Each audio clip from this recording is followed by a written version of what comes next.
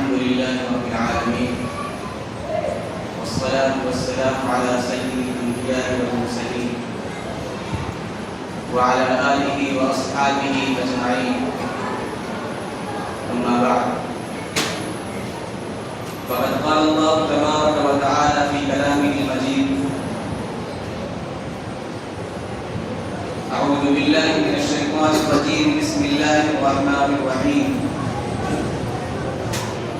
شهر رمضان الذي أنزل فيه القرآن هدى للناس وبينات من الهدى والفرقان. وقال النبي صلى الله عليه وسلم: أتاكم رمضان شهر مبارك فرض الله عليكم صياما تفتح فيه أبواب السماء وتغلق فيه أبواب الجحيم وتغل فيه مغالب الشياطين. لله فيه ليلة خير من 1000 شهر، فمن حرم خيرها فقد حرم، أو كما قال عليه الصلاة والسلام.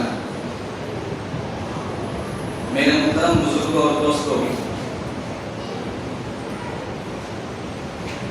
یہ رمضان کا بابرکت مہینہ چل رہا ہے. آج اس مبارک مہینے کی 4 تاریخ.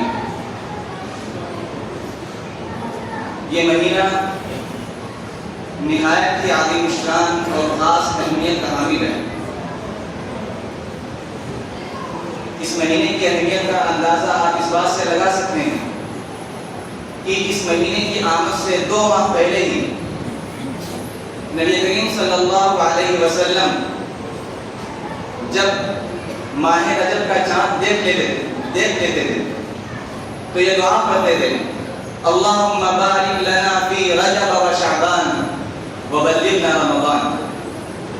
اے اللہ، یہ رجب کا جو مہینہ آ گیا ہے، اس میں اور آنے والے مہینے شعبان میں ہمارے لیے برکت نازل فرما اور ہمیں رمضان کے مبارک مہینے تک پہنچا دیں.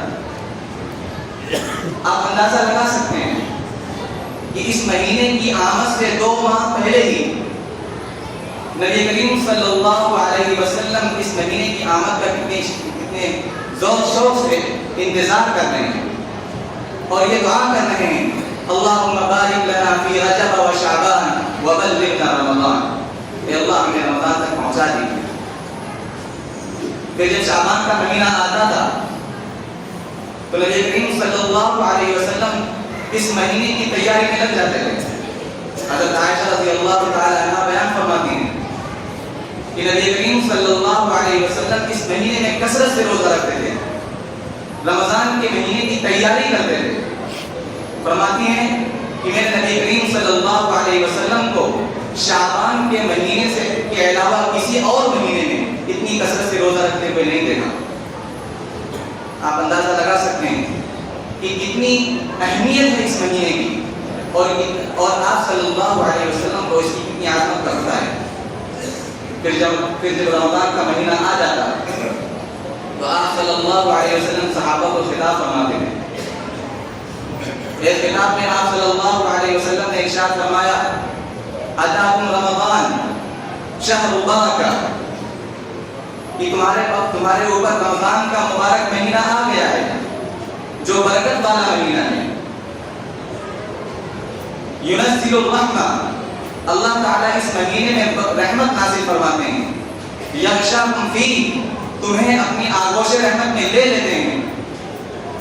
وَيَحُطُّ الْخَطَايَا، گناہوں کو معاف کرتے ہیں. وَيَسْتَجِيبُ فِيهِ الدُّعَاء، دعائیں قبول کرتے ہیں. يَنْظُرُ اللَّهُ تَعَالَى إِلَى تَنَافُسِكُمْ وَيُبَاهِي بِكُمْ مَلَائِكَتَهُ، اللہ تعالیٰ عبادات اور فرما برداری میں تمہارے مقابلے کو دیکھ کر خوش ہوتے ہیں اور تمہارے ذریعے فرشتوں پر فخر کرتے ہیں کہ اے فرشتوں، دیکھو یہ میرے بندے ہیں جو میری عبادت اور میری فرما برداری میں ایک دوسرے سے آگے بڑھنے کی کوشش کر رہے ہیں.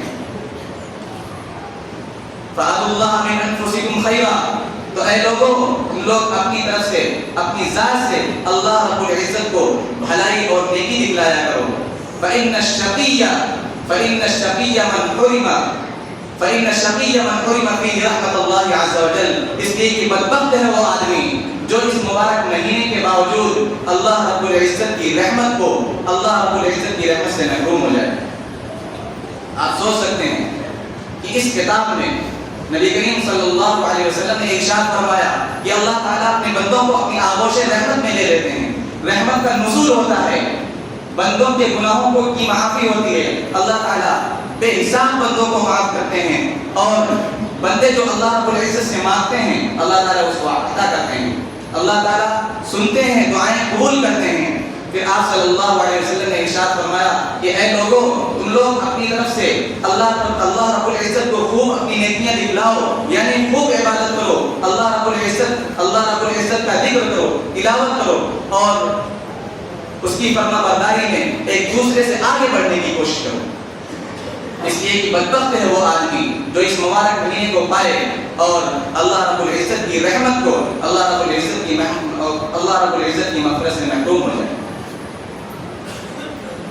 ایک اور حدیث میں نبی کریم صلی اللہ علیہ وسلم نے صحابہ کو خطاب فرمایا، جو ابھی میں نے خطبے میں تلاوت کی، کہ اے لوگوں، تمہارے اوپر رمضان کا مبارک مہینہ آ گیا ہے، اللہ رب العزت نے اس مہینے میں تمہارے اوپر روزے فرض فرمائے ہیں، اس مہینے میں آسمان کے دروازے کھول دیے جاتے ہیں، جہنم کے دروازے بند کر دیے جاتے ہیں، اور سرکش شیاطین قید کر دیے جاتے ہیں۔ اس مہینے میں ایک رات ایسی ہے جو 1000 مہینے سے بہتر ہے۔ جو شخص اس رات کی برکت سے، اس رات کی خیر سے محروم رہا، وہ ساری نعمتوں اور ساری رحمتوں، ساری چیزوں سے محروم رہا۔ آپ دیکھیے کہ رمضان کے مبارک مہینے کی اہمیت کو بتانے کے لیے نبی کریم صلی اللہ علیہ وسلم صحابہ کو خطاب کرتے ہوئے کہتے ہیں کہ اس مہینے میں آسمان کے دروازے کھول دیے جاتے ہیں۔ آسمان کے دروازے کھول دیے جانے کا مطلب یہ ہے کہ جو اللہ تعالیٰ کے نیک بندے ہیں، جو اللہ تعالیٰ پر ایمان رکھتے ہیں، وہ جب اللہ تعالیٰ کی عبادت اور فرما برداری میں لگ جاتے ہیں اور منہمک ہو جاتے ہیں، تو ان کے لیے جنت میں داخلے کا راستہ آسان ہو جاتا ہے۔ وَتُغْلَقُ فِيهِ أَبْوَابُ الْجَحِيمِ، اور جہنم کے دروازے اس میں بند کر دیے جاتے ہیں۔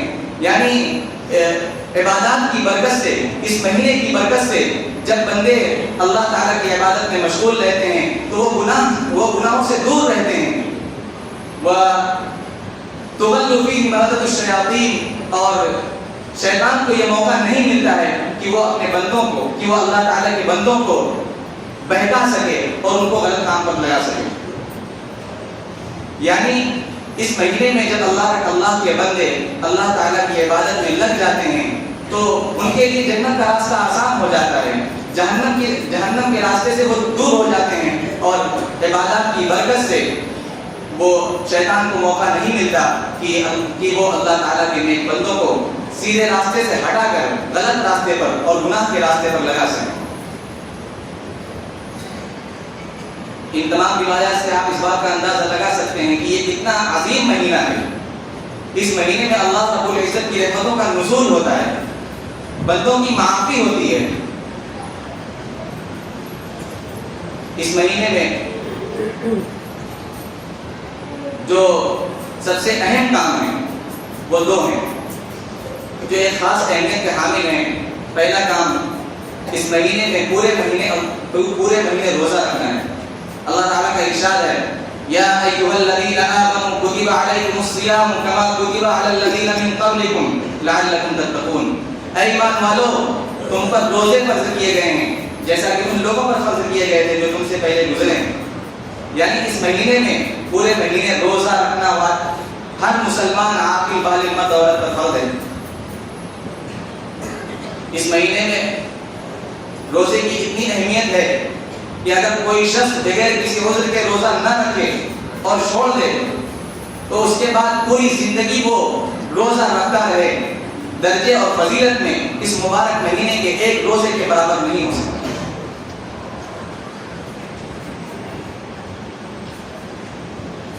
آپ اندازہ لگا سکتے ہیں کہ نبی کریم صلی اللہ علیہ وسلم ایک حدیث قدسی میں ارشاد فرماتے ہیں کہ اللہ رب العزت نے فرمایا الصوم لی وانا اجزی بہ،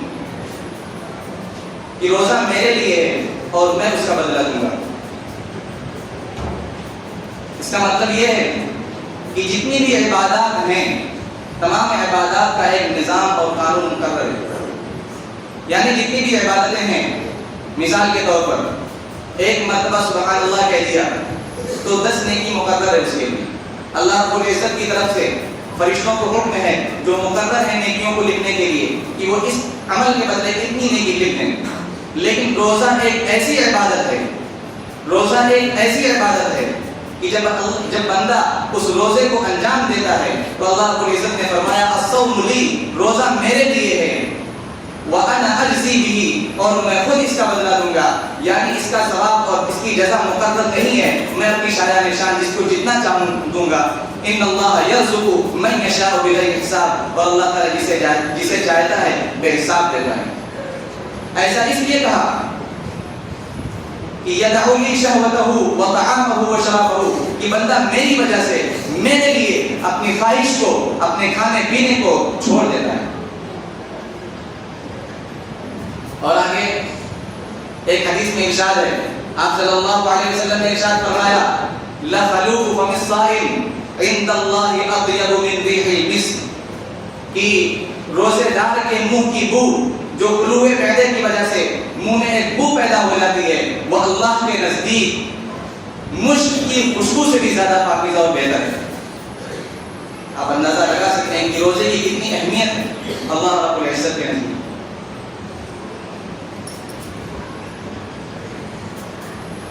اس مبارک مہینے میں روزہ رکھنا تمام مسلمان پر فرض ہے۔ تعجب ہوتا ہے ان لوگوں پر جو معمولی سی بیماری کی وجہ سے یا بغیر کسی عذر کے دھڑلے سے روزہ چھوڑ دیتے ہیں۔ یاد رکھیے روزہ چھوڑنا کسی کے لیے بھی جائز نہیں ہے سوائے 3 لوگوں میں۔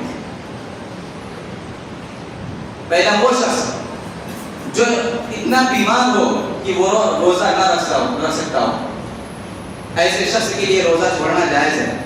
اسی طرح اگر اتنا بیمار نہیں ہے لیکن یہ اتنا کبھی اندیشہ ہے کہ اگر روزہ رکھے گا تو اس کی بیماری بڑھ جائے گی تو اس کے لیے بھی روزہ چھوڑنے کی گنجائش ہے، لیکن بعد میں جب وہ صحت مند ہو جائے اور روزہ رکھنے پر قادر ہو جائے تو روزے کی قضا کرنا لازم ہو۔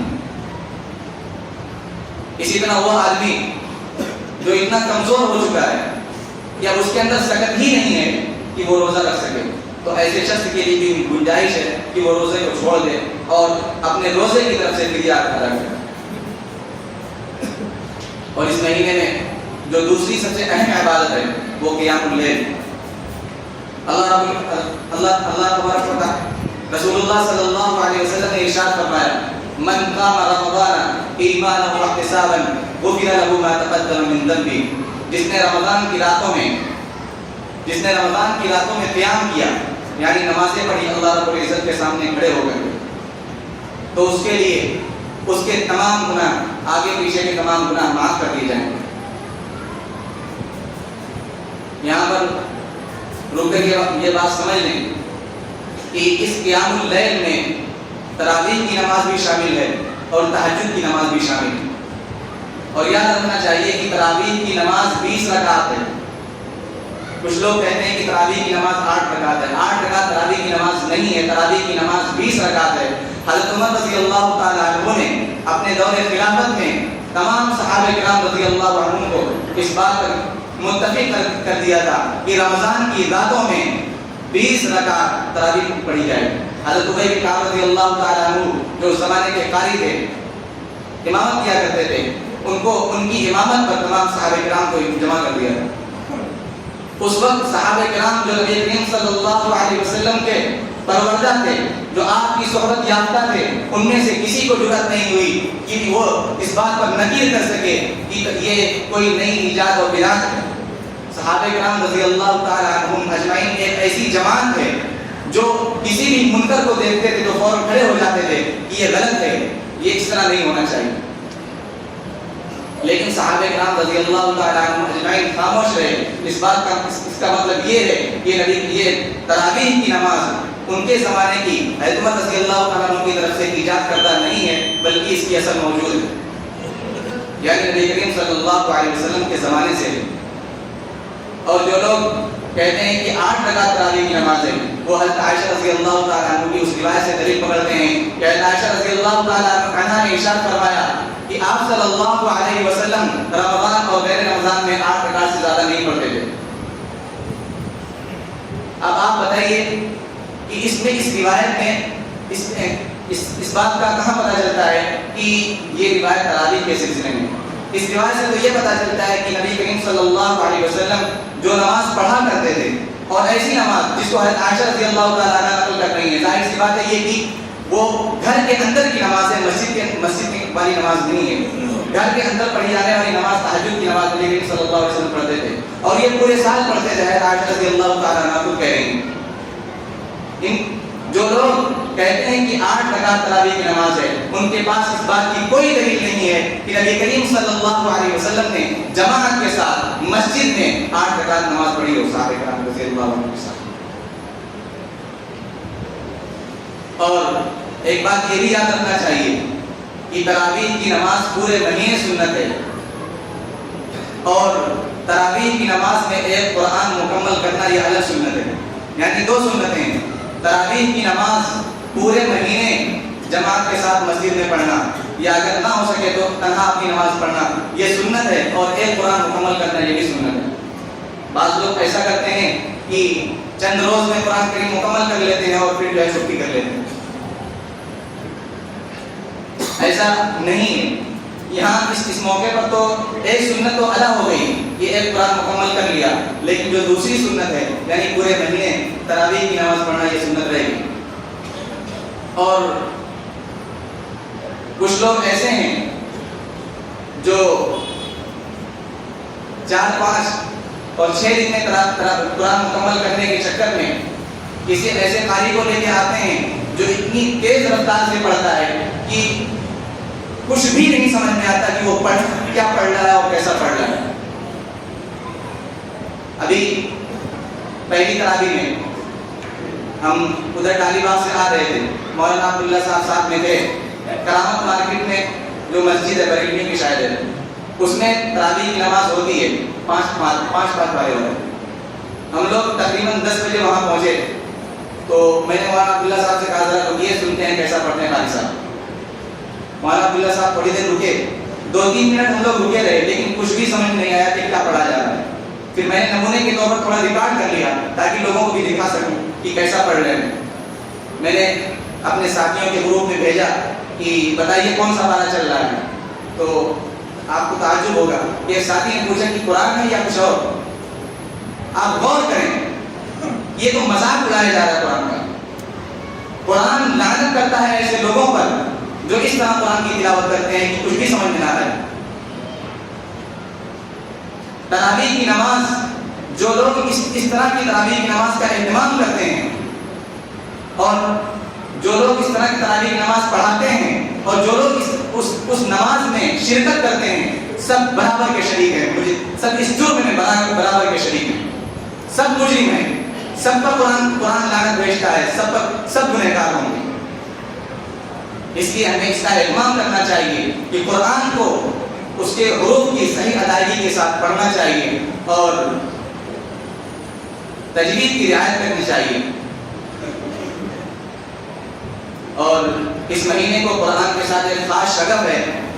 قرآن پاک اسی مہینے میں نازل ہوا. اللہ رب العزت کا ارشاد ہے انا انزلناہ فی شہر رمضان الذی انزل فیہ القرآن، کہ رمضان کا مہینہ جس میں قرآن نازل ہوا. اور اس رمضان کے مہینے میں ایک رات ایسی آتی ہے جو 1000 مہینے سے بہتر ہے، جس کو شب قدر لیلۃ القدر کہتے ہیں. اللہ رب العزت نے فرمایا انا انزلناہ فی لیلۃ القدر، کہ ہم نے اس قرآن کو شب قدر میں اتارا، یعنی آسمان دنیا سے لوح محفوظ پر اسی رات میں قرآن پاک نازل ہوا. تو اس مہینے کو قرآن کی خاص شرف ہے. ہمیں اس مہینے میں قرآن کی کثرت سے تلاوت کرنی چاہیے. اللہ رب العزت ہمیں عمل کی توفیق عطا فرمائے.